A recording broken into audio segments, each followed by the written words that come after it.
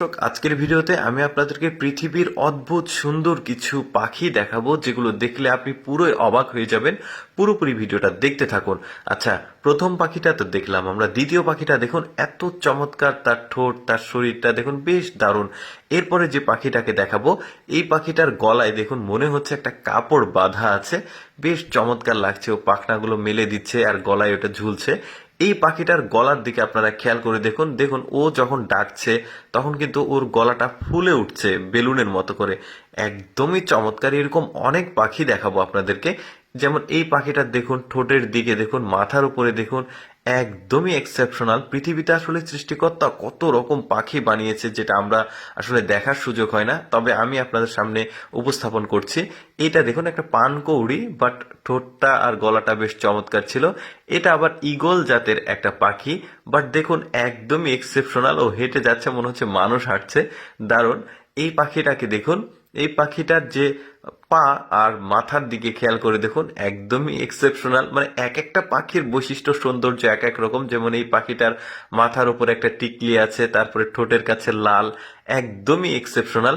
এই পাখিটা দেখুন, শরীরের তুলনায় ওর ঠোঁটটা কিন্তু বেশ বড় সড়ো আর খুবই কালারফুল, সাদা একটা বর্ডার আছে, বেশ চমৎকার লাগছে। এই পাখিটা দেখুন, একটা মাল্টিপল কালার রয়েছে। যদিও এটা একটা মুরগি জাতীয়, অনেকেই কিন্তু এখন এসে মানে বন থেকে নিয়ে এসে আসলে নিজে পালনও করছে অনেকেই এই পাখিগুলো। যেমন এটাও মুরগি জাতের একটা পাখি, দেখতে বেশ চমৎকার, কিন্তু ময়ূরের মতো পিছনে একটা পাখনা আছে। এই পাখিটা দেখুন, এগুলো পানির, আসলে পানিতে চড়ে ওরা, মানে মাছ খেতে পছন্দ করে। গলাটা বেশ লম্বা সম্বা। আর এই পাখিটাকে দেখুন, এই পাখিটাও একটা ওই যে বক প্রজাতির আসলে এই পাখিগুলো। এরা মাছ খেতে, পোকা খেতে বেশি পছন্দ করে। এই পাখিটাকে দেখুন, মাথার উপরে দেখুন বেশ চমৎকার, টিয়া পাখির মতো পুরো শরীরটার একটা কালারটা আছে, বাট উপরে মাথার উপরে এক্সেপশনাল লাল। এই পাখিটাকেও দেখুন, মাথার উপরে একটা টিকলি আছে, অনেকটা ময়ূরের মতো, ময়ূরের কিন্তু একটা টিকলি থাকে। আর শরীরটাও বেশ চমৎকার। কিন্তু এই পাখিটাকে দেখুন, এইটা মানে ঠোঁটটা দেখুন বেশ বড় সড়ো। আসলে নাম দেওয়া ছিল না যেখান থেকে আমি ভিডিওগুলো সংগ্রহ করেছি। যদি নাম থাকতো অবশ্যই আপনাদেরকে আমি জানাতাম।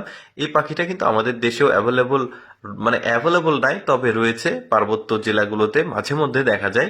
এটাও মুরগি জাতীয় একটা পাখি, বন থেকে ধরে নিয়ে এসে, কিন্তু অনেকেই আসলে এটা বর্তমানে চায়নাতে আসলে এই পাখিগুলো মানে বন থেকে ধরে নিয়ে এসে নিজেরাই আসলে পালন করছে, বেশ চমৎকার। তারপরে এই পাখিটাকে দেখুন, ঠোঁট, এটা বক জাতীয় পাখি, বেশ চমৎকার লাগছে দেখতে। ওই যে আমি বললাম, আসলে আমাদের পৃথিবীতে কিন্তু অনেক কিছু আছে দেখার মতো, বাট আমাদের সুযোগ হয় না বা আমরা উৎস খুঁজে পাই না কোথা থেকে দেখব। আপনাদের জন্য আমি এই কষ্টটা করছি, আপনাদেরকে মানে অদেখা জিনিসগুলো সব সময় আমি দেখাতে চাই এইভাবে। তো আপনারা সব সময় আমার সাথে থাকবেন, আমাকে সাপোর্ট করবেন। ভিডিওগুলো কেমন লাগছে সেগুলো অবশ্যই কমেন্ট করে জানাবেন। আর এইরকম ভিডিও প্রতিদিন যদি দেখতে চান, অবশ্যই আমাদের লেটস গো ফেসবুক পেজটি ফলো রাখতে পারেন, কারণ আমরা প্রতিদিন আপনাদের জন্য নতুন নতুন এক্সেপশনাল, এডুকেশনাল, টেকনোলজিক্যাল ভিডিও, শিক্ষামূলক ভিডিও সবকিছু আপনাদের সামনে উপস্থাপন করি। তো ভালো লাগলে অবশ্যই পেজটি ফলো করবেন।